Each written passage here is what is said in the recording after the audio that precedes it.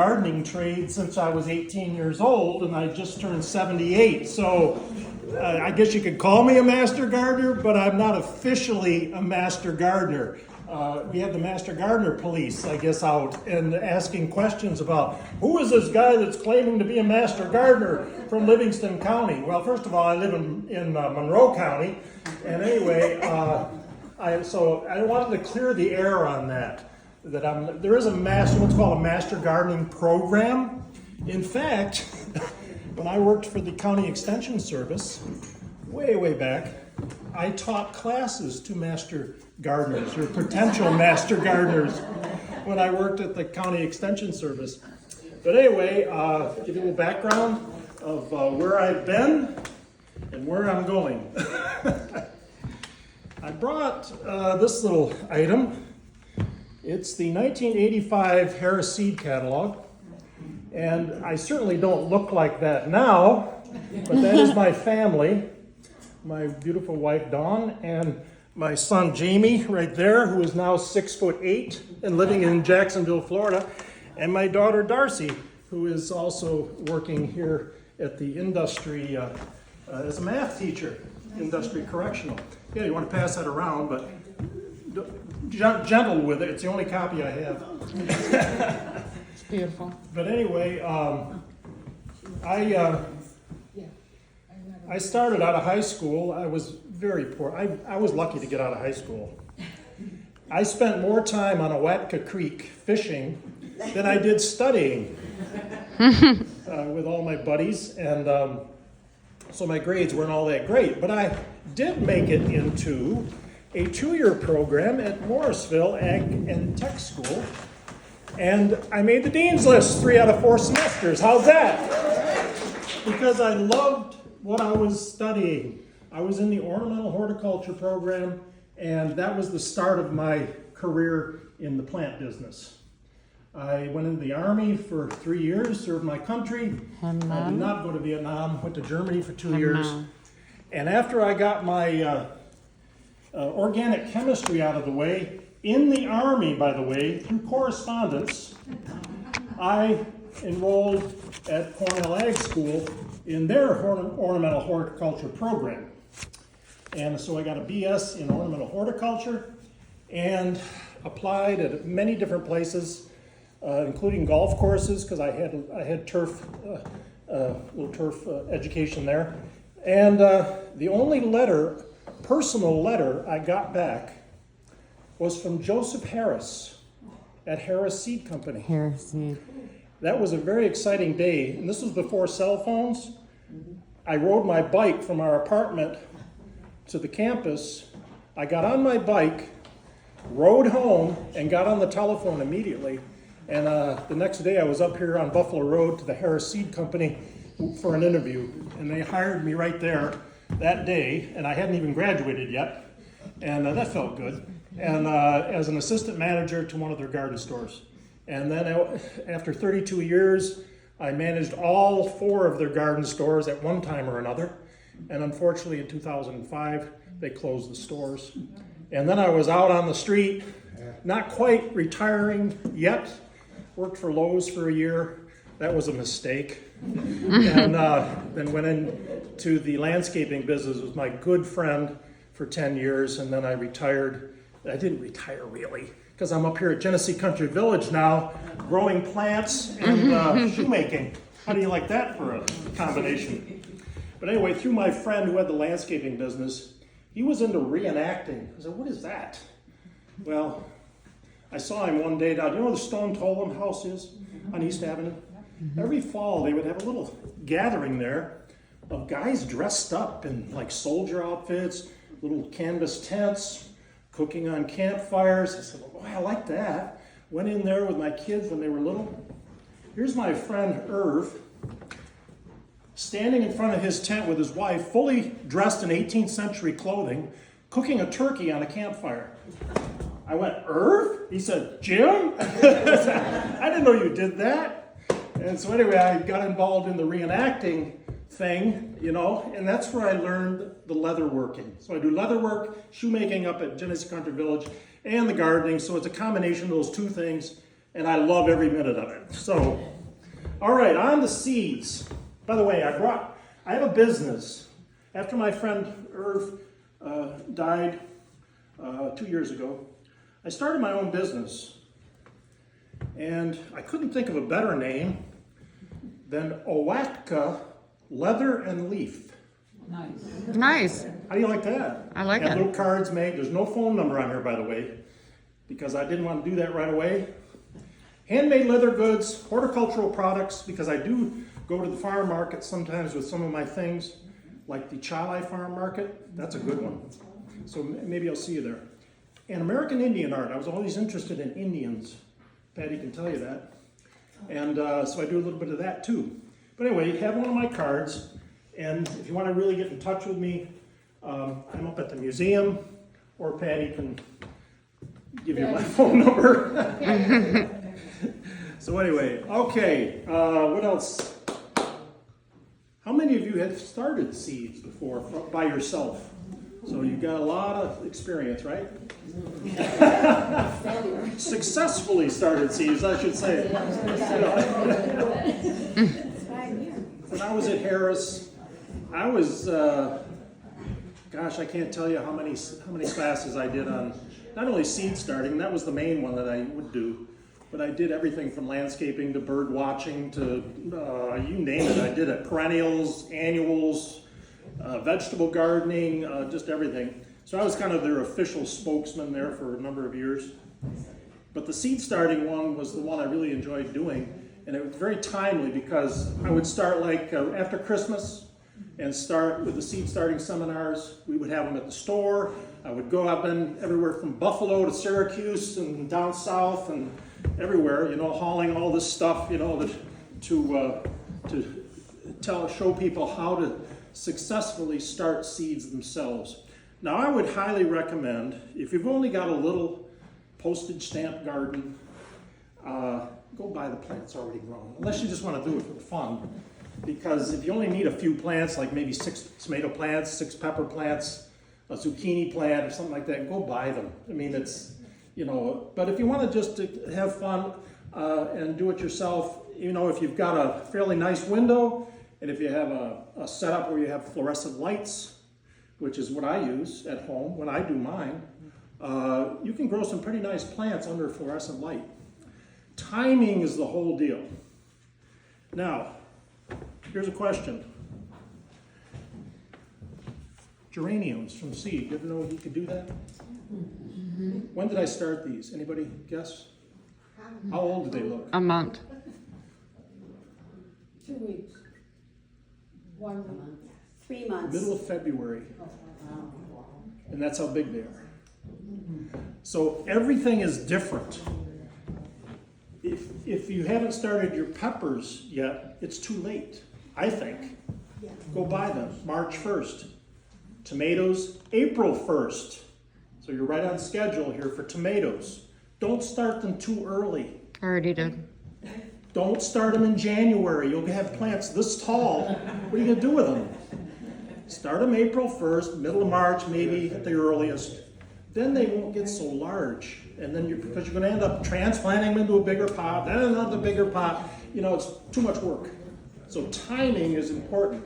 If you look on your seed packets that you buy, it will tell you most of the time, at least on the Harris seed packets it will, how long it takes for germination. Some things will germinate in 2 days, like geraniums. They'll germinate in 2 days. Begonias will take 2 weeks to germinate.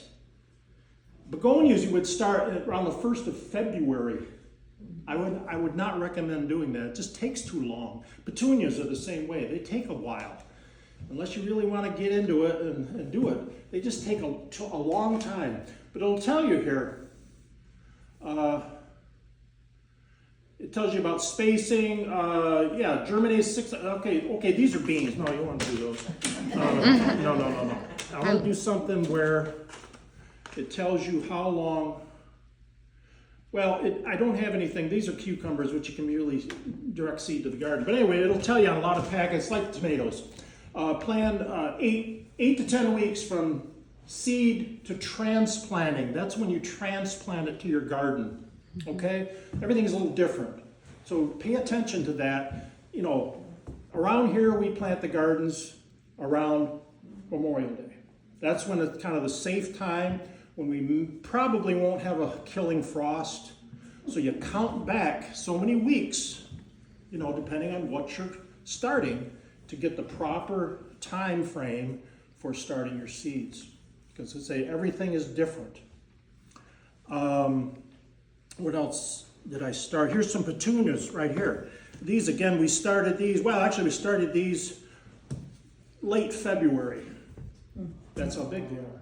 But remember, we've got almost 2 months before these go into the garden. These are going to be gorgeous by that time. They'll probably have flowers on them when I transplant them to the garden.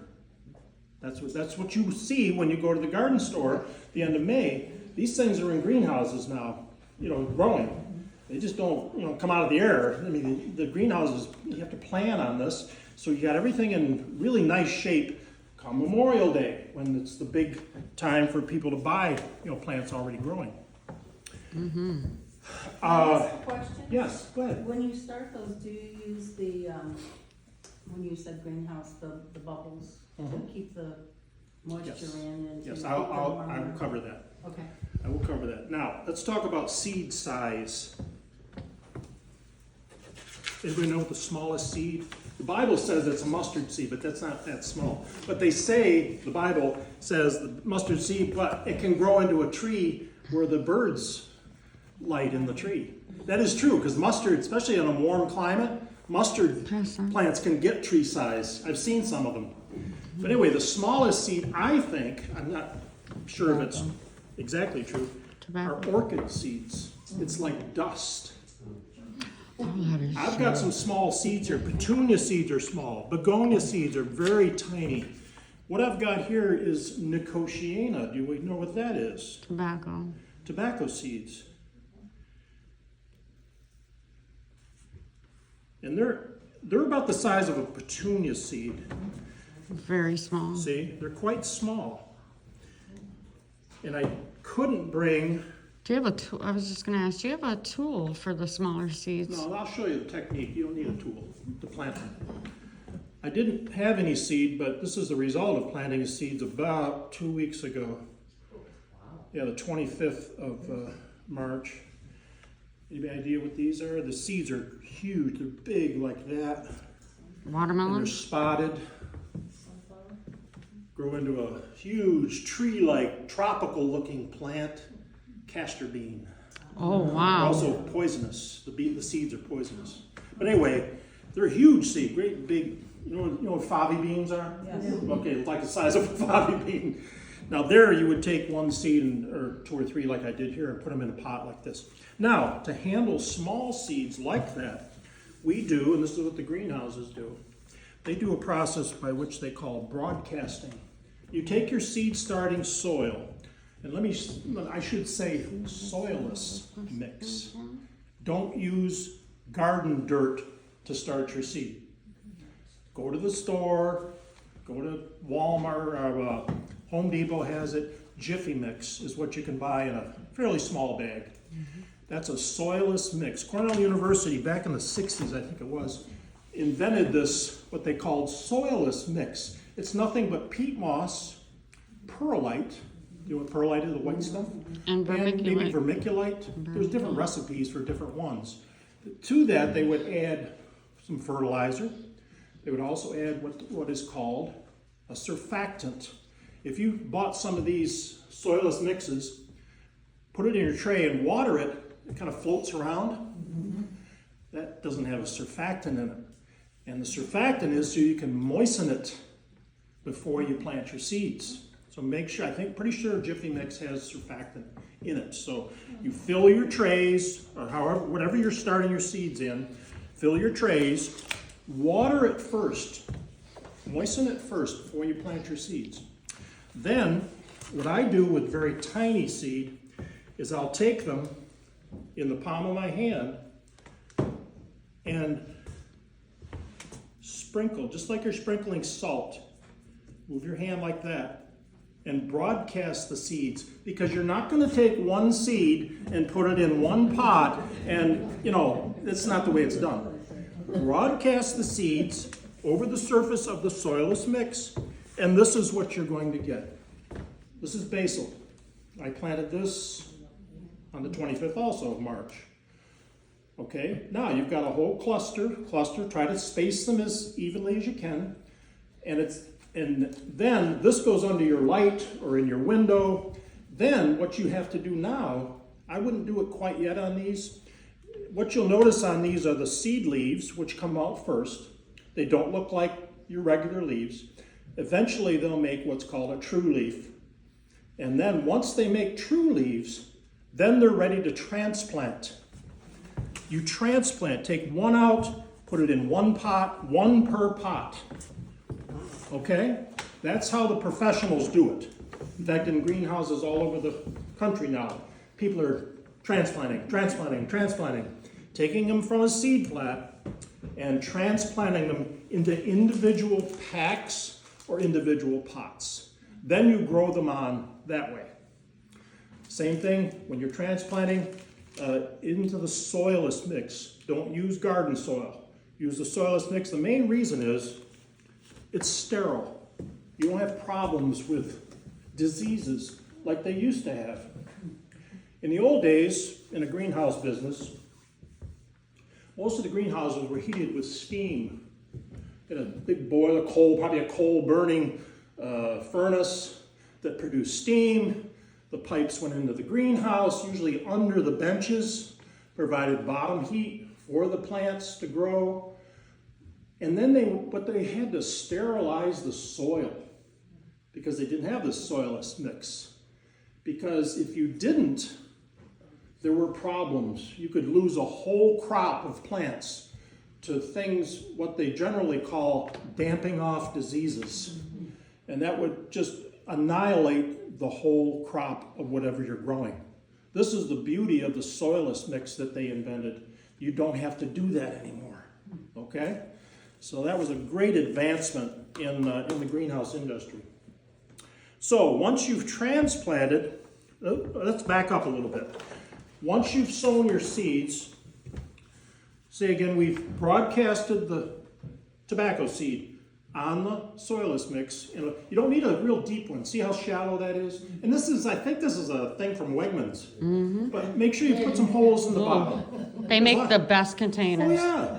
Put some holes in the bottom. Remember, you want drainage. You want the water to escape. In fact, it's still escaping from these. But anyway, put your mix in there. Moisten it first. Make sure you have a watering can that has a nice, gentle, see the head on that? A nice, gentle spray on there. And then, depending on the requirement of what seed you're starting, seeds like gentle bottom heat. Mm-hmm. So what we have available now, and this has been out for a long time, are little heat mats that you plug in. This is not going to feel hot to the touch. It's going to feel kind of lukewarm because it's only, there's a built-in thermostat here that's at about 70 degrees.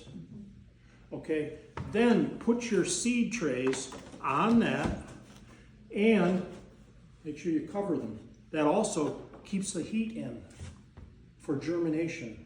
Germination needs warmer soil temperature than what you're used to. If you just put this in the window of a house, boy, if we had really cold temperatures, those windows are very drafty. So your soil is going to be cold. That's going to keep your seeds from germinating. So put a clear cover over your seeds with your heat, and then you should have success germinating your seeds. This is only for germination though. Once the seeds have germinated, like this, pull the plug. They don't need any more. In fact, it's better to keep them from growing too fast, otherwise they can get tall and stretchy on you. One thing about growing them under lights, fluorescent lights like those, and boy, these LED lights now are just great. They really put out called foot candles, the number of light. However, when you set up your leg, I have a little rack at home that has 2 levels, 4-foot fixtures. My lights are right down on the plants like this. Don't get them way up here. Right down on the plants, won't hurt them a bit. And then directly under the light. And then I keep mine on about 12 to 14 hours a day, a good summer daylight. And then you can grow some really nice, small, stocky plants under fluorescent lights. So it's just like daylight. Yep, and you don't need the special grow lights. You can just use a cool light, or these LEDs are great, and they grow some nice plants.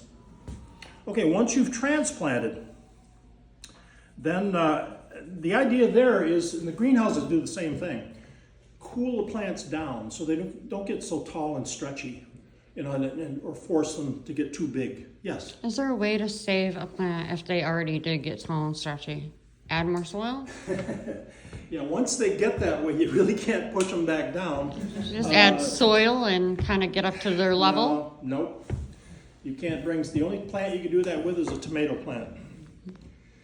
But if the plants are, don't plant them deep. That won't work. It's just don't let that happen. That's why it happened. Timing is critical.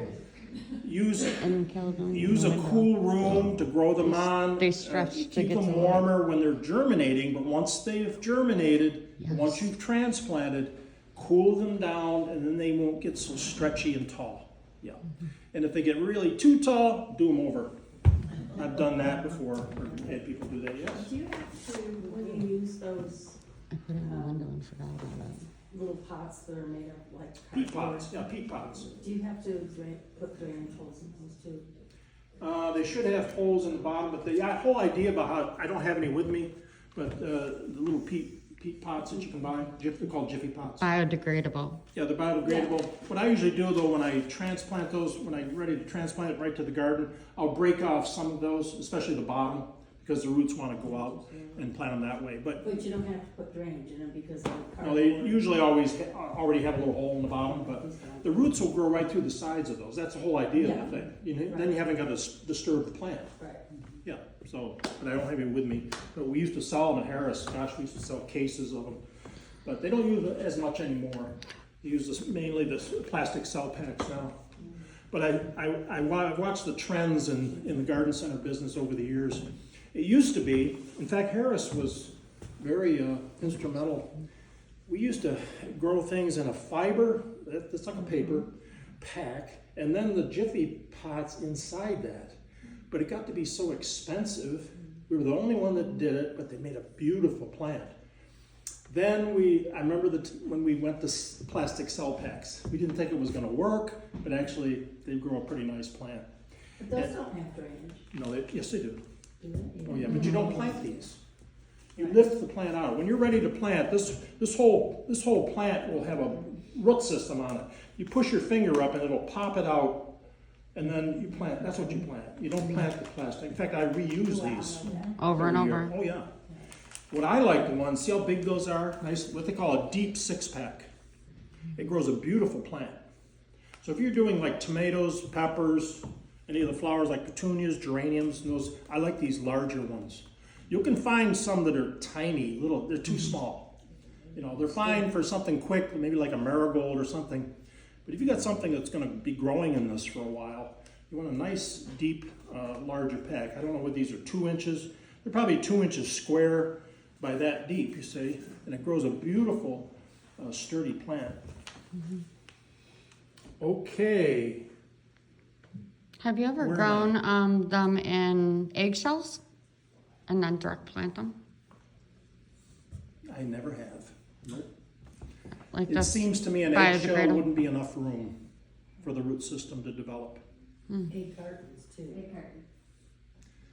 Kind of the same idea, but I don't think they're big enough, in my opinion. Yeah. But these aren't that expensive. You can buy them in a sheet, like the same size as that cover, you see. They're in a sheet, depending on, if it's 6 packs, it's 36, or if it's 8, 48, depending on what you're growing and how many you're growing. And you can buy those, at the store. Most of these garden stores or Country Max or Tractor Supply, Home Depot, Garden Factory has them. You know, you can buy them all over the place. But I reuse them too. Jim, can you talk about the transplant? Because I'm right at that point now myself, so. Okay, what you do, in fact, I'm gonna show you. I've already got some of these 6-packs all filled with soil, and I moistened these about an hour ago. Now, what I'm gonna do is transplant, well, let's see. Ooh, there's some beautiful Thai basil that I started. Look at that flat.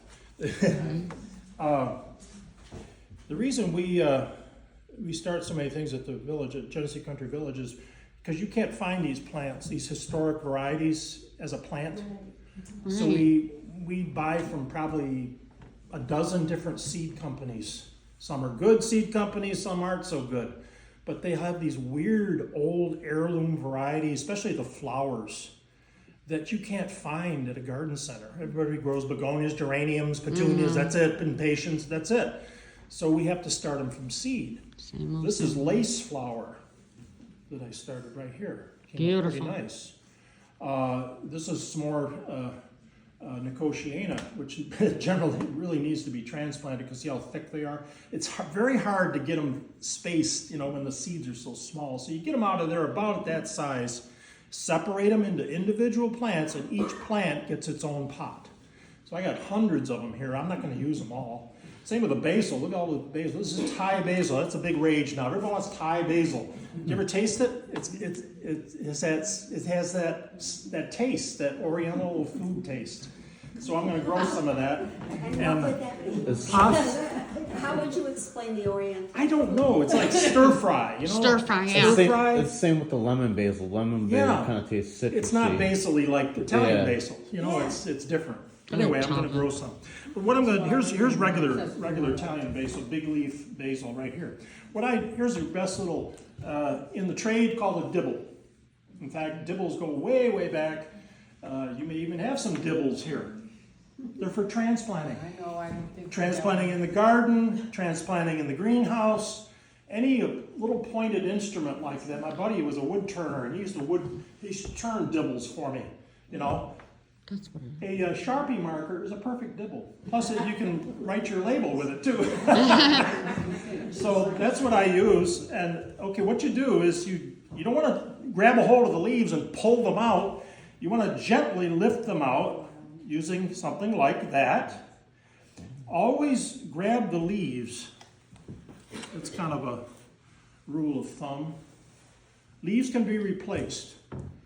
Stems cannot be replaced, so you may transfer a disease or something to the stem if you grab the stem. So always grab the leaves. See how nice roots it got on already? Take your dibble, my Sharpie marker, make a hole in the moistened potting mix, and use the dibble to kind of gently work the soil back around the plant. There's a transplant. That's how it's done. My boss, Jen, she's the best transplanter. I do some of it, and I've done a lot of it over the years. She does it real cool. She'll take the whole flat of packs already prepared, moistened, make all the holes, take the seedlings, separate them all out, just lay one on each pot, and then she'll go doom, doom, doom, doom, doom, doom, doom. Just poke her finger down, uses her finger as the dibble. She can do a whole flat in like 5 minutes. You know, she's much better at it than I am. So how long does it stay, how many times do you transplant before you put it outside? You should only have to transplant once if you've timed it right. The next step is taking this plant and put it in the garden. By that time, which is 2 more months, these basil plants will be like this with a whole bunch of nice big leaves come the end of May or even the first week of June. Remember, basil is very tender, and so you don't want to get it in the garden too early. But we always shoot for the end of May around here. Memorial Day is the traditional time to plant your tender plants. I always like to wait maybe another week, you know, depending on the weather. And so anyway, that's how the transplanting is done. One thing I didn't mention with when I mentioned about the broadcasting of the seed is that once the seed is broadcasted over the surface of the soil. Some seed will say on the packet, do not cover. Well, that is because the seed is so tiny. It doesn't need covering. But what I do, usually, a little pot with the holes in the bottom. Oh, that's a good shape. See that? Just a Why light didn't you think of that for a shaker? covering of that seed starting soil is enough to just barely cover the seed, and then they seem to germinate real nice. I remember working at Harris when I first started there. They would grow a lot of their plants for sale at the garden center right there on the Buffalo Road. They had two or three old glass greenhouses in the front there. And our head greenhouse man, he was quite a guy, Joey Reddick, little Italian man like that. He was very good at doing all that stuff. When they did begonias, which I say begonias are very, very tiny, even smaller than those tobacco seeds. They had old salt shakers, about that big ones. He would take completely dry play sand, that white play sand, mix the seed with that, and then shake it over the seed flats. This is when they still had wooden seed flats, but boy, he would get them so even and nice, using that technique. I don't know if he invented that technique or if he was just old greenhouse people. That was a great method of getting your seeds equally spread onto the seed flat. And begonias would take, like I said, 2 months to, at least 2 months, probably more like 3 months to get a saleable plant from the seed. So it was one of the first things they started in the greenhouse, and that was usually in January. And also your petunias were started very early. But it was a great experience working at Harris and seeing the seed company, the old-time seed companies. And Harris is still in business. It's just that it's all mail order now. Their mail order business is over on Paul Road. And I still buy Harris seeds. I think it's still some of the best seed around. Yeah, flowers and vegetables. Any questions? Are you going to cover, if you want to do an indoor herb garden? Ooh, an indoor herb garden? Well, you can do indoor herbs. They're not going to be it's not going to be as successful as outdoors, and you're very limited as to what you can grow. I have 3 pots of basil in my window. I just keep pinching it back and using it, of course. Don't let them get too tall and stretchy, which they will do in the house. Most herbs are very sun hungry, so in the house is the opposite of what they really like. So you're going to get plants that are tall, and people try to overwinter like rosemary. In fact, we do it. Rosemary is a shrub. It's like bringing a shrub into the house for the winter time. It doesn't like it. So, but you can experiment with herbs. I think basil, that's one I can keep. Parsley too, especially Italian parsley. I'll keep a pot of that in the house in a nice bright window. Remember, in the wintertime, days are short, sun is at a premium. Now it's better, but boy, back in December, it's tough to grow basically an outdoor plant indoors. But just experiment with some. Here's some other plants we've started. These are coleus, of course. Those are easy to grow, but you got to start them quite early. Here's salvia. Everybody been to the museum up here? Our pavilion up there, that pavilion, the restaurant in the back there with the fountain? We redid the whole thing. Last year was beautiful. We had petunias, salvia, and different things. This year we're doing purple salvia and white petunias, I think. I think this is the purple salvia. So it's going to be very striking, and we're having fun doing different things each year. I think the white and purple look nice, so it'll offset each other. Purple is one of my favorite garden colors. I just thought of something about, there was, when I worked at the garden store, there was a big rage about perennials, and I'm not knocking perennials because there's one of the best perennial growers right there, that lady that just stood up. She has an absolutely beautiful garden with a lot of perennials. Anyway, that was the rage. Everyone wanted perennial. Oh, you plant them once and you don't have to do anything with them, right? Yeah, is that true, Priscilla? Because they come back every year. Oh well, I don't know who started that rumor. But anyway, the nice thing about annuals, and I love the annuals because once you plant them, once they're in flower, they'll go all summer, in fact, up until the snow flies, a lot of them. And it just gives you a lot of color all season long. But yes, you have to plant them every year. So that's the disadvantage. But I don't call it a disadvantage, but I like to combine things together, perennials, annuals, grasses, herbs, we put herbs in our flower garden. We put rhubarb in our flower gardens, because a lot of those vegetables are very pretty, the bib lettuce and things like that, It's lovely stuff. So Swiss chard and all those things are very handsome. Yes? What makes for good soil in the garden, and do you have to worry about pH? Around here, generally our soils are pretty good as far as pH. You want a slightly acid soil. pH scale is 7 is neutral. So you want something like 6, 6.5 would be ideal. Probably a good idea if you haven't gardened before is to do a pH test on your soil to see where you fall. And you can buy these little pH kits at the garden center. It's a very simple procedure, just like doing the pH of your swimming pool, same idea.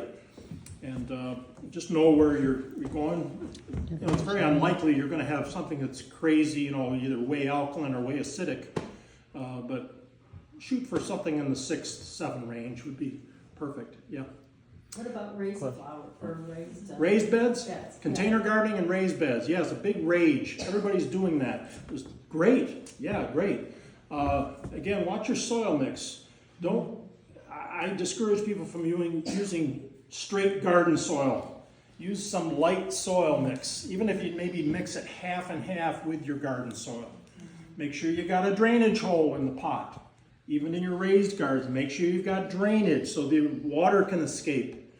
That's the main thing. But then you can go crazy with just about everything. What kind of soil do you use for a raised bed? I go and I like the Miracle Grow potting mix, especially if you can find it on sale. Compost. And I reuse it. But I'll take half what I had last year, mix it with some fresh. You see. Also, if you've got a deep container, I got some big ceramic pots that are about that deep. Put something, you don't need that whole depth. Put plastic peanuts. Yes. Perfect for putting in the bottom because they're not heavy. Or pieces of styrofoam, or sometimes those plastic nursery pots turned upside down to take up the space in the bottom because you only need that much space for your plants. You put weeds in there. Yeah, anything that will take up that space. You don't want something that's heavy. You don't put rocks on the bottom of it because then you won't be able to move it. Yes? Like a do you know what I'm saying? Hugelkultur garden where you put sticks and logs in the bottom, and then you put cardboard, and then you put scraps. Yes, that would work. Stuff to fill it up that's Sure. natural, that Very will break organic. down. Yeah, very organic. Well, here's some lettuce I started 2 months ago. This is, I probably wouldn't recommend doing this in the house because lettuce is very light hungry. And you end up with some pretty stretchy plants. And the only reason these look like they do now is because I started them in the greenhouse up at the village. Don't tell anybody. And they've spent the last 2 weeks outside. Isn't that crazy? I know they've been through at least 30 degrees. This is a good segue into when you go to plant your plants outside, don't plant them out right away. You have to get them used to outdoor conditions. It's called hardening off. These have been hardened off. I could actually plant these in the garden now. I'll wait till May 1st. Then I'll have some really nice, sturdy lettuce plants to plant out in the garden. It's the first thing that goes in my garden is lettuce. Yes. Question: I don't know if you're familiar with pepper plants. How you can take them? Well, like how down south they grow all year long. They turn into like trees. Are pepper plants the only plants that you can essentially do that with? Where you can bring them inside and then they continuously grow to next year to become bigger, or no? Is it only peppers that can do that? I guess you could. I never really tried. You know what? One thing that bothers me, about bringing plants to. Because I used to put them in. I've done it before and put them in 5-gallon buckets and grow them in there. And then the following year, they were bigger, crazy big plants. You nailed it. Bringing in bugs from outside into your house. Roly-polies. I'm talking about bugs that do some damage, like spider mites, mealy bugs, And they aphids. get into all your other. They get into all your house plants. I don't think it's worth Should I doing. worry about that with my lemon trees? Yes, absolutely, because the worst problem on citrus are spider mites, and you won't even notice them That's because what they're so probably what tiny. bit you. When your leaves start turning yellow, I'll guarantee you've got spider mites on your citrus if you've So, got them in the house. How do you get rid of them? You don't. Because I have little tiny bugs, and I'm pretty sure they've come from the lemon tree. Do they fly? Yeah, the Yes, lemon. Those they are fly. fungus gnats. Yeah. Fungus gnats. Fungus and gnats. those don't do a lot of damage. They just live in the moist soil. They annoy you. Yeah. It's, Yeah, they do. I have yeah, one. they're I fungus have them. gnats. They're a gnat, and they don't really do any damage. So Annoying. what happens every year?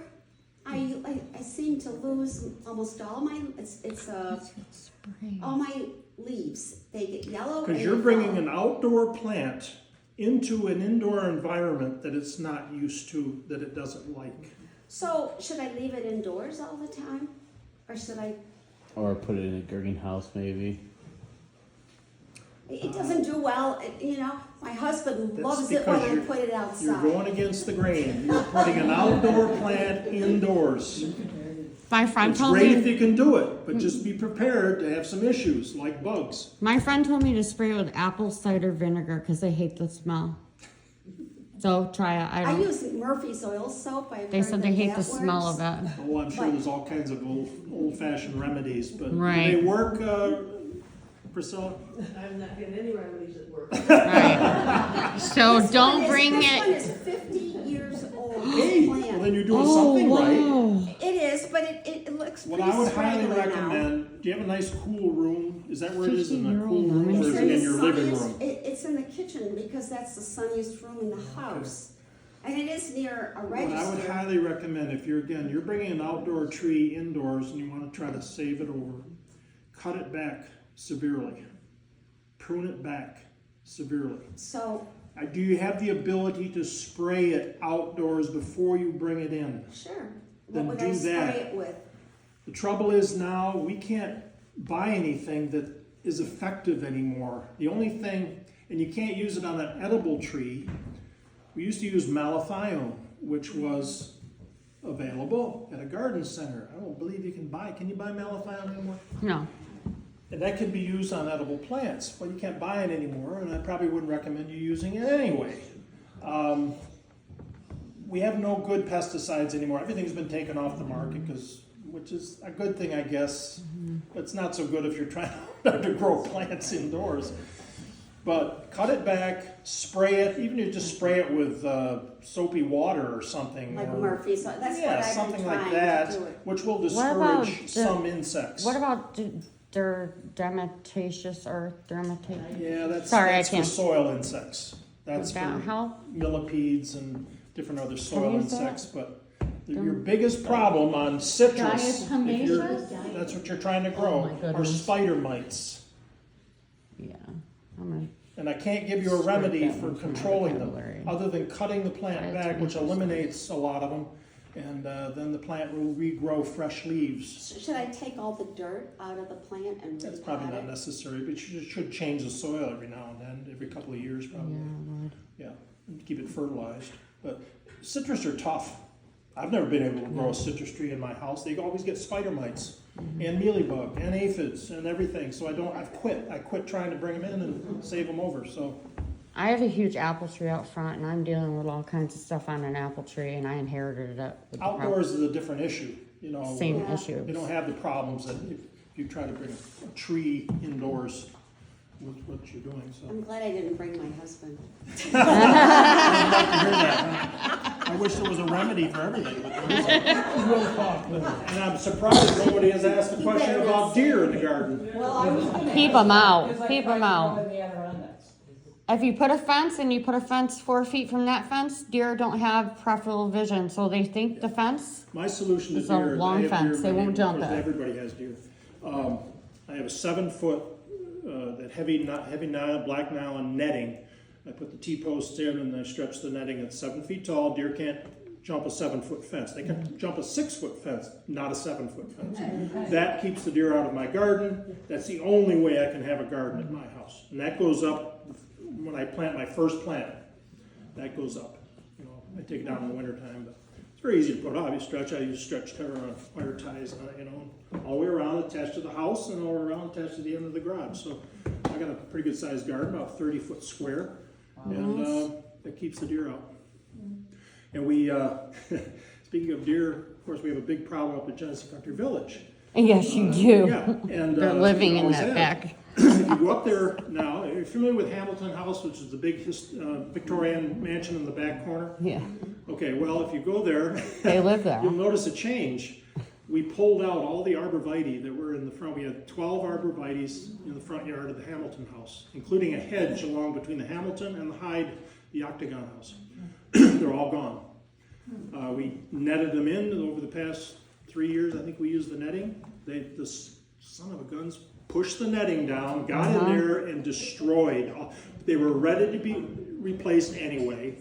So we took the John Deere tractor and a chain the other day and pulled them all out.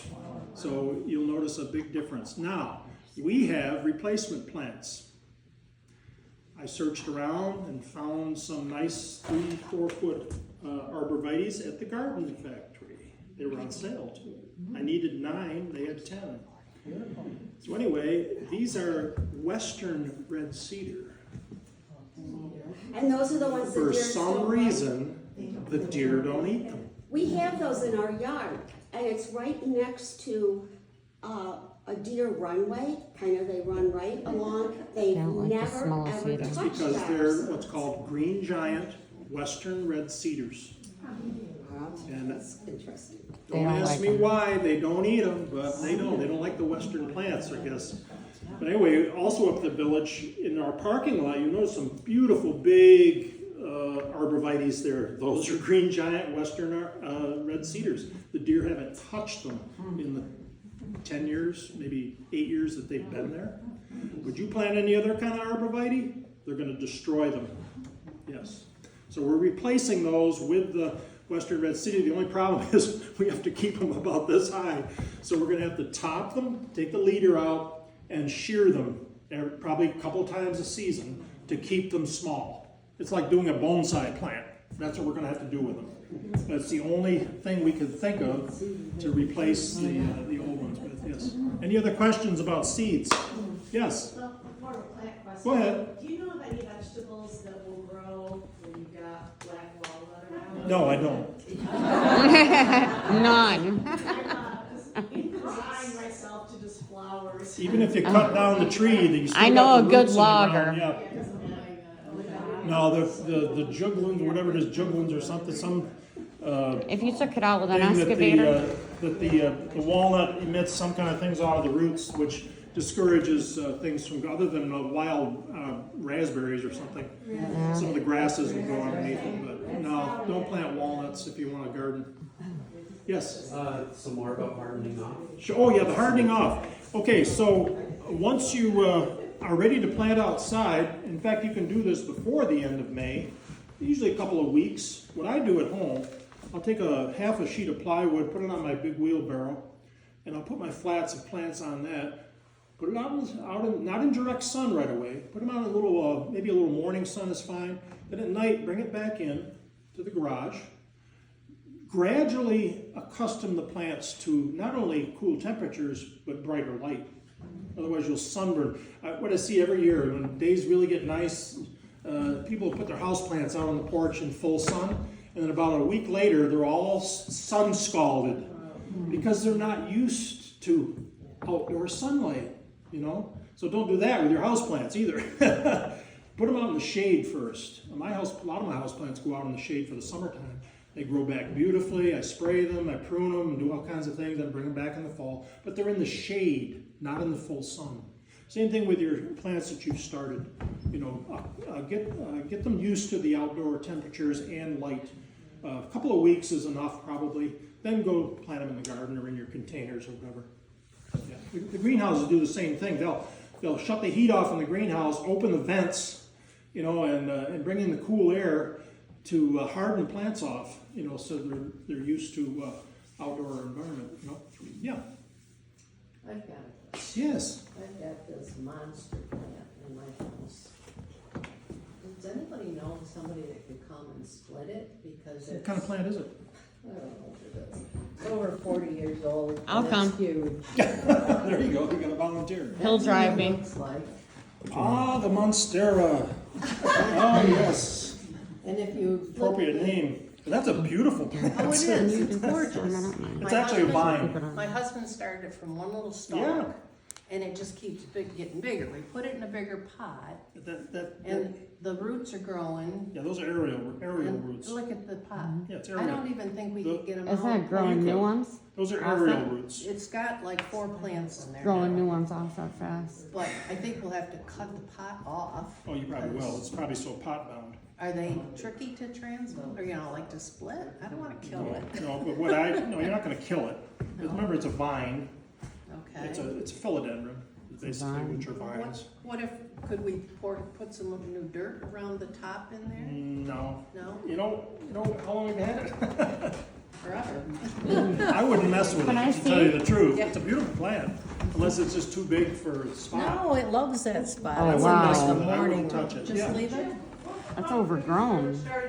Yeah, my kids want pieces of Okay, it. It's cool. overgrown. I would take off pieces and give to Question the is kids. on Split it starting up. cauliflower, broccoli, what are called cold crops, cabbage, broccoli, cauliflower, Yeah, I Brussels would take sprouts, off pieces all and those split it with things. the Don't kids. take And long. then I give each usually of direct give seed to the them. kids. Their own plant from you. Actually, we don't direct seed. That'd be a good gift. I broadcast them again and transplant them with a pot, but we don't start them that early. I think maybe you want about 6 weeks on them, maybe, before you set them out in the garden. And remember, on a lot of those things, those are cool weather crops. Those are some of the first things you plant to the garden. So in the spring, I would say go buy them at the store and plant them. But what a lot of people miss is what's called a late planting.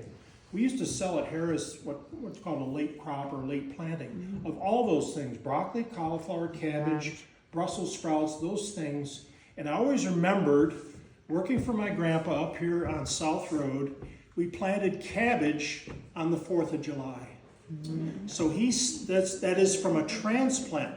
So he would have a little bed where he would grow the seedlings, and then on the 4th of July was cabbage planting time. And what it was for late cabbage. Some of the best cabbage, cauliflower, broccoli is planted around the middle of July. Then it carries into the fall, and some of those things will stand in the garden till the snow flies and beyond. Cauliflower, broccoli, you can be picking broccoli in December, but it's from a late planting. So again, you count back, okay, I'm gonna plant for around the middle of July, count back about 6 weeks. That's when you start your seeds indoors, you see. I'm sure you can't find the late plantings around here. Most places don't even bother. In fact, we had a hard time selling them, but we would have some, because some really experienced gardeners would look for it, and so we'd have it. But remember, everything isn't just planted on Memorial Day. There's so many things are planted earlier, a lot of things even later. I get 5 crops of radishes every year. Yeah, if you time it properly. Same on the lettuce. I'll plant my first crop, transplant the 1st of May. Then I plan on planting another planting probably around the 1st of August from transplant. And then carry into the fall when it starts cooling off. You see, so you can really, if you time it properly, you can get certainly more than one crop. Beans are the same thing. I wait till my first planting of beans are up about like this, then I'll make another planting. So they don't all come at the same time. Yellow beans especially. That's one of my specialties at the garden, at the farmer's market, because nobody else has them. I got a monopoly on them. Yeah. I put 100-foot fence out front, and then I want to just plant every kind of bean in the world to cover it. You know what I mean? Kind of a privacy fence. Hold on, pole bean, you mean? Yeah, if I put like every bean, will they cross pollinate, or should I do yellow beans, green beans, pinto Pole beans, beans? No, they won't cross. or just okay, just still put whatever I want, Yeah. You can. and then there'll be like a U pick while people drive by. Oh, okay. Yeah, but it's a privacy screen, right? A cheap way for a privacy screen. One great bean for that is scarlet runner beans. Those make big leaves, big pods, and they're edible. Scarlet okay. Runner, yeah. I would get them. Scarlet runner, and then Kentucky Wonder, pole beans, or your standard green bean. Okay. You can find, in fact, I think, oh, these are bush beans. Yeah, I would. It's hard to find. Well, no, these are French gold. It's a pole yellow bean. They're hard to find. Oh. Yeah. So, yeah, no, but they won't cross pollinate. You can plant them together. Okay, thank you. Can you plant squash just directly outside? Yes. I mean, the In seeds. fact, when I first started Harris in the early 70s, I don't think they offered squash plants yet, but then probably 3 or 4 years later, we started selling squash plants. I said, what? Squash plants? Like zucchini, yellow squash, pumpkins, Gourds. Waltham butternut. What? Because before that, everybody direct seeded your squash to the garden. You know, it's like selling bean plants and corn plants. You'll see them at garden centers. They What? do. Yes, What are you doing? Watermelon. Crazy. What Yeah. time They're of so year is fast to sell growing. those? Huh? What time here in New York? Outside? Yeah. When it's warm. I always February. wait till the first week of June. Yeah, make sure the soil is nice and warm and the temperatures are warm, because all your vine crops are warm weather crops. So you don't want to start them too early. And they grow so fast when the temperatures are warmer. Okay, everybody know the difference between a hill and a drill? When you're planting vine crops like pumpkin, squash, cucumbers, melons. What's a drill? To go Straight row. straight. What's a hill? Mounds. Nope. It's a cluster of plants, not a mound. Now, hilling is a whole different thing. You hill corn. You pull the dirt up around the stems of the corn to give it a nice, so they don't blow over. You hill potatoes. You pull the dirt up over the potato row so the potatoes have something to grow in. But a hill, and I learned this at Harris. I never thought about it really. But when you don't make a little mound of soil and plant your plants in the top. That is not a hill. A hill is just a cluster of plants opposed to a drill, which is a straight row. That's why a drill for planting wheat, Grandpa had an old one, you know? A drill is for straight rows. Yeah, so just a little nugget of information for you. So you can impress your friends to knowing what a hill and a drill is. Yeah. What turns tomatoes, we plant tomatoes and they're beautiful, and by the time it gets time to come, the whole top is black. How about the bottom? The bottom's great. Don't you take? Top is black? Top is black. Don't you take off the bottom? Bottom is blossom end rot. Wow. I'm not familiar with the top being rotten. You mean where the stem is? Yeah, I'm not familiar with that. huh. I can do grape tomatoes and things like that, they come out beautiful, but the big ones, they'll look great, and all of a sudden, they just turn black on the top. Unless it's sun scald, possibly. Do you grow just one variety, or do you just grow one plant, or A what? couple plants. and Two stuff. plants? Grow more, if you can, grow more than. You're always going to have something go wrong. Usually it's blossom end rot, which is the blossom or the bottom of the tomato plant, or the tomato, which sometimes shows up early in the season. They don't know what causes it, some kind of moisture imbalance or lack of calcium or something. But if you grow enough of them, you'll get some of that on, especially some of the early fruit. But the later ones usually are better. That's blossom end I rot. started planting tomatoes and putting calcium in the soil. Yeah. And it's made all the difference in the world. Oh yeah, there you go. See, calcium in the soil. Yeah. Calcium in each hole. Yes, a little bit. yes. And That's eggshells, one of the things they say is a calcium deficiency in the soil. So it could be your soil. I don't have much of a problem with that. I'll get some that have, but not many. and you always have some that do it. Yeah, Epsom salt. Epsom salt. I don't know what the chemical formula is. That works. Okay. Now, earlier before the class, you were talking about how planting tomato plants Yes. sideways. Could you talk more about that? All right, on a tomato plant, it's the only plant you can do it with.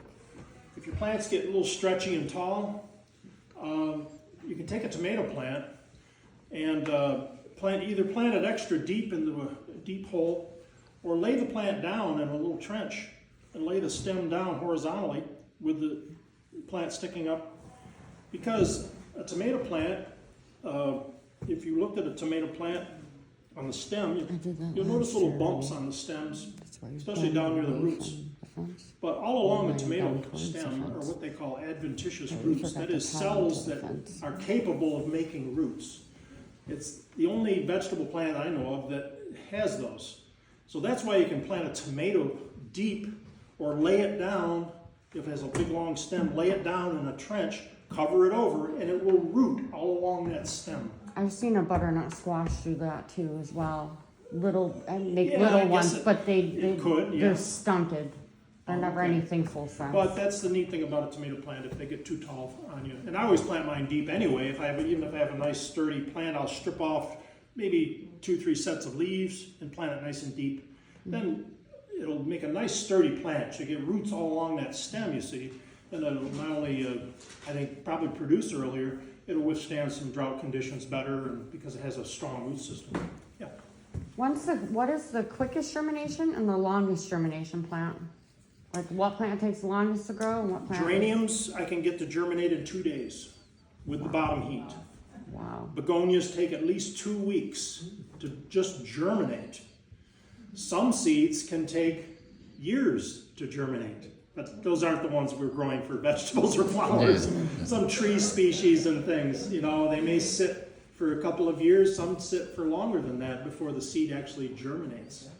Yeah, so, the only thing where the forest fires are good because they actually release the pine seeds, and it does something to the seed coat. It makes them germinate. So a forest fire is pretty beneficial sometimes. You went out to Because of Yellowstone the year after they had the big fire out there, and that whole area was already green again. Yeah, From these seeds that nature have is grown. amazing. How it wouldn't have happened unless they had a fire, probably. Right. So these burn-offs of different areas, I think that was a problem in California with all those fires. That all that underbrush was just accumulated for years and years, and it's just, once it catches fire, not so good. How do you prevent tomato plants from getting blight? I have that problem with tomatoes. Yeah, early blight is a Spray. problem with tomatoes. They say rotate your tomatoes, don't plant them in the same spot of the garden every year. Kind of rotate them from one side to the other. I don't know if there's really any, I didn't even plant tomatoes for 2 years, yeah. and I did. And I you still- can buy varieties that Outside are right blight over. resistant. Okay, so maybe you try some different varieties, maybe look for that when you buy the plants. Neat thing about having a catalog is that it'll tell you, if the plant is blight resistant or resistant to some disease or something. This is a neat thing about a lot of the hybrid plants, that they breed that into the, and don't get caught up in this, this GMO, genetically modified. Well, yeah, they're genetically modified for some reason. They just don't do it because they're mean. They do it for disease resistance. They do it for yields, which means less fertilizer, less taken care of. There's reasons that they do these hybridizing of plants, to just make them better plants, and resistant to a lot of things. Unfortunately, they're not resistant to insects as much, but diseases, they breed that right into a lot of the plants. All your modern tomato varieties are resistant to a lot of things, yeah. It helps, but I still have trouble with it. What would you say was the best thing to put on it to prevent it as a preventative kind of thing? There is no spray that's gonna prevent it. Really? No. Dumpster. Dumpster, yeah. I spray apple cider vinegar with water. Half a mix apple, half water, half See, the a. trouble is by They the don't time like you it. see it, it's kind of too late to do anything about it. Once you see the leaves turning yellow, Yeah. there's really Yeah. no quick fix. There's no spray. Oh, I fixed it. No, it just doesn't happen. So can you prevent it by spraying prophylactically before it happens? There isn't anything that you can spray. Okay. Maybe there is commercially, but you Yeah. can't spray it. And you need a license to spray it, and it's probably very poisonous. Yeah. Well, we're not going that way. So, no, that's what I mean, you don't want to. Yeah, I had a group of tomatoes, I had, 4 different groups of tomatoes. And the one group, I went out one morning, I had black spots on the stem. I had no idea what it was, I just gathered them up and put them in the dumpster. it'd be a bad idea, yeah. I got Even told, pots, everything went into the dumpster. I'd have to look at it to see if it was really a problem or what. I never, yeah. You sure it wasn't the adventitious roots I was talking about? No, I had no idea what it was, I've never had blight before. Well, blight shows up on the leaves as a yellowing of the leaf and a brown blotchy Black spot blotches on the stem, on the stem. yes. I don't know what that I would had no be. idea what it was, so everything went into the dumpster. Okay, And there was yes. Jim, back at the beginning, you had talked about grow lights not needing to be expensive. I've read a couple different things about high output fluorescent bulbs versus, just your standard fluorescent bulb. I've You never buy at used, Home Depot, never used anything that's fancy. so just a regular cool Rather light. is have like cool that. white, LEDs, whatever. LED is the way to go They look now. fine. LED with like Now, the only mixed the colors. difference is that because they're, if you buy a grow light, it's especially for plants, it's called a broad spectrum or a wide spectrum tube, which simulates sunlight closest. Where a cool white is just one part of the spectrum. Yeah. All you're growing is foliage. You're not trying to get things into bloom. Now, if you're growing orchids or if you're growing flowers to come into flower, Yeah. then you may want to get the wide spectrum ones. But No, just doing for this, it's all vegetative growth, so all you need is your regular cool white fluorescence. Yeah, and again, keep the lights low on the plants, 12, 14 hours a day. I have mine on a timer. Comes on automatically and shuts off. I do it during the daytime, so I've got some window light plus the fluorescent light. Gives them plenty of light. Yep. Okay, so just a Home Depot fluorescent. Yep. All right. Also, if you're saving seeds over, that's why I brought the jar. Don't put your seeds in the garage. Don't put your seeds in the basement where it's damp. Dampness is the enemy of seeds. So I keep them in a sealed glass container up in the cupboard in the kitchen, where it's nice and dry. I remember working at Harris. They had a building there, which it may still be I think it's gone. It looked like a prison. It was a building out in the middle of this parking lot, no windows, square, flat roof, kind of a big, like a freezer door on the thing that was locked. And I learned that was what they called the stock seed building. Well, anyway, there were seeds in there, very valuable seeds. In fact, it was all climate controlled. And they had bags of seed in there that were worth millions of dollars. Kind of like They were the parents of, say, for instance, Morton hybrid tomato in that stock seed building. So it was pretty much bomb-proof. Is that kind of like a dry cupboard kind of It's thing? dry, the humidity is controlled. It was probably real low humidity, Okay. temperature controlled also. And everything was in there in sealed containers. Yeah, What about freezing seeds? I don't think I'm not sure. The only trouble with the freezer is it's damp. It's high humidity, so it probably is not a good place to keep seeds. Yeah. Don't you do that for like apples to put them in and take them out? I mean, the Apple fruit- seeds, you can make them think they went Oh, through that's- winterization by sticking That's them in. called the- scarifying. Yes, scarifying. What that does, it softens the seed coat so they'll germinate. Or some seeds have to go through a winter process Wow. before they germinate. That's what that is. That's Yeah. not for storing seeds. Yeah. Storing seeds, you want a real low humidity and And that's only a few, right? Apples, I can't remember them all right now. Apples, like different kind of if you fruit. want Peaches, to if experiment you're trying with to that. start fruit trees. Yeah, start your fruit trees from seed. Yeah. Okay, well, More power to you. I have a lot of patience for that. Yeah. It's Yes. hard, it's hard. Some of them make it, some of them don't. Yes, sir. It's hard. Can you do anything for peonies that quit blooming? Dig them, separate them, and replant them, but don't do it yet. Do it in the fall. When do you do yours? Like in August, September? Peonies? In the fall, yeah. Yeah. Dig them in the fall, separate them. My little pink eyes will be on there for next year's growth. Separate them out and replant them. Yeah. How about a hydrangea that doesn't, the bush is beautiful. Yeah, they're fussy to get the bloom. Who knows? I think a lot of times I've tried to grow them at my house. I think my temperatures get a little bit cool for hydrangeas. But I'll go somewhere else, and my God, they're blooming like crazy. I think it has a lot to do. You have them in your yard, hydrangeas? Yeah, and some years they do great, and other Yeah. years, last year, not so much. I think it has a lot to do with what kind of winter we have. Because I've got a lot of them, and it's just this one, that the bush is beautiful, and last year it didn't get. They bloom on old wood, Yeah, so don't trim them, try that. cut them back, but probably don't cut them back all the way. Maybe cut them back to about a foot. Remember, the blooms come off of old wood. That is last year's growth. Oh, So don't cut them to the ground, right. and maybe about a foot. And again, it depends on the winter, I think, more than anything. I didn't know that. Yes. Anything about pre-soaking a seed before you put it in the Good ground? question. In fact, a lot of seeds, Harris used to put their treatments on some seeds. They treat either with hot water or some other thing to enhance germination. But I don't think for the home gardener, I don't think you probably want to do that, because they've probably already been done.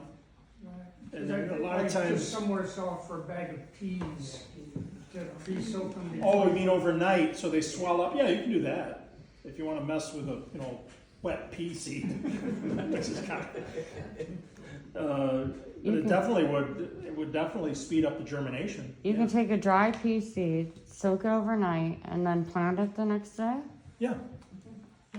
And now, just be cautious, because some seed is treated, and they used to treat some seeds with Captan, which is a fungicide. It helps the seed when it germinates to keep it from wilting or whatever. And if you soak them, you're probably soaking off a lot of that stuff that's supposed to help the seed. So I probably wouldn't advise it. Especially if if you look at the seed, it's either green or purple or something. It's not a natural color. It's probably been treated with something. It's very not real toxic fungicide. Captan was one they used to use. It also keeps the birds from eating the seed too, the crows and everything. Yeah. Any other questions? This has been great. I mean, hey. I took horticulture. I have a certificate, but I can't remember. There was a flower where you could take pieces of the flower, I think geranium or something, and then make more flowers from it. Piece of the bloom. Yeah, like a cutting. You could grow the cuttings, all kinds of things. You can grow the Geraniums. flower. My question is, I can't remember, it's before a nub, right? You have to cut it before a certain nub on the flower, or they're not succeeding. You got a stem, you got a leaf coming off. Correct. When you make a cutting, cut just above a leaf. That'll give you a stem. Okay. You see it, cut it at an angle, Yeah. which gives you more surface area. Dip it in a rooting powder. I got the rooting powder. And then stick it in this soilless mix. Root away. Okay. And put a cover over it. Okay. Geraniums are pretty easy to get to Yeah, root. you say To that, root. but Yeah, but put a I think I'm cover. cutting it too high up. Is what the issue is. I couldn't remember if you cut it before. Maybe an inch to 2 inch stem on the thing on the cutting. Okay. But maybe 2 or 3 leaves on it or something. Okay. And on a real long stem like that, you get a number of cuttings. And on I it. take one plant and make multiple plants. Yeah. Oh yeah. Okay. Thank you. What about your lilacs that you want to train? The lilac. Yeah, you guys work together. He has a massive lilac bush that is taken over the entire backyard, and now we have 2 maple trees growing through it. Oh dear. And we need to figure out a solution. Well, lilacs, you can take a sucker from the bottom, and if you get roots. And then roots on plant it, that yeah, at plant another that. place. could do that, so taking all the suckers away Thank around you. it, fix it Thanks to for the bottom. coming. Very nice.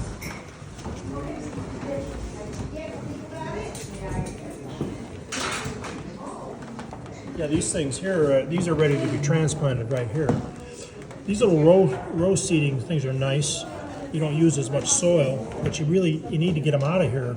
These will be I've done never this week. seen these with these. Yeah, like these, I'm not sure, they're of course that. I go available to J&A commercially. usually. We've reused these over and over. But these things, that's the celosia, that'll get transplanted this week. And this also needs to be done, that's also celosia. And there's more tobacco, we have more tobacco than we need. Could I have a couple tobacco seeds? Sure. I've never fair. done tobacco. Actually, this is an Indian tobacco that I'm Indian. So Are you really? Yeah, my Well, grandma's then, Blackfoot. There you go. Well, this would be Seneca probably. If you want, here I'll give you some more. Yeah, I would like to try to I grow collected this seed at Fort Niagara one year, and believe it or not, this is old seed. This is probably at least 10 years old. it. Oh, I love it. I love In it. I love fact, it. those two You're recording, plantings right? there, one is the old seed and one is the new seed, and they both germinated. Crazy. Wow. And the old seed looks amazing. Yeah, here, let me fold this together. What is the germination on this? That'll How come many up days? within a week. A week. Indian, so can you take a video Yeah, of it's what Indian it is? tobacco. It's from Salamanca down the reservation. And it's not a large tobacco. It's only about this tall. Has little green flowers. It was used ceremonially by the Senecas. Love to try. Let's see if I So can do there. it. Yeah, here, hold it up that way. Otherwise, you. they're all going to fall out. I got you. And I'm going to go and apply for the position at the museum. I drop him off and pick him up every day for work anyway. Oh, wow. Okay. So I will apply. I own 7 acres in front of Lessworth. Animal really? rescue and organic gardening. But we're having a problem now because I cannot be responsible for what my neighbor